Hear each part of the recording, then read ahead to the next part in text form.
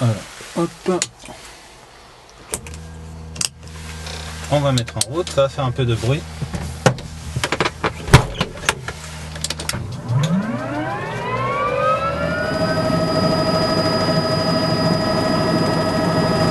En fait, l'intérêt de l'hélicoptère, c'est de pouvoir agir rapidement et partout.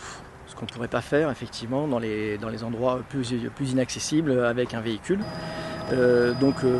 C'est la raison pour laquelle on surveille nos lignes avec un hélicoptère chaque année.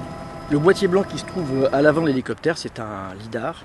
Donc, autrement dit, un appareil laser qui nous permet de mesurer toutes les distances avec l'environnement, des obstacles ou des émergences avec l'environnement des lignes.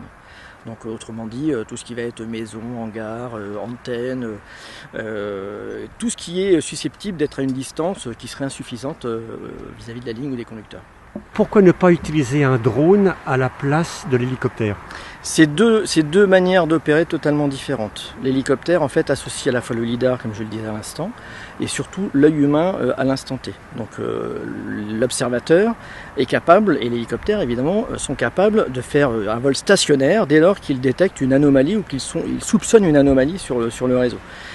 Et puis surtout, donc ce que ne peut pas faire le drone, en tout cas pas sur des distances aussi longues. Parce qu'effectivement, un drone peut être utilisé ou dans un périmètre extrêmement réduit de quelques centaines de mètres avec une navigation à vue, ou bien sur des distances beaucoup plus longues, mais dans ce cas, il n'y a pas une navigation à vue, ce sera, je dirais, un traitement post-visite qui présente justement l'inconvénient de ne pas pouvoir faire, de ne pas pouvoir s'attarder quelque part sur une situation qui pourrait présenter une anomalie ou en tous les cas présenter quelque chose digne d'intérêt.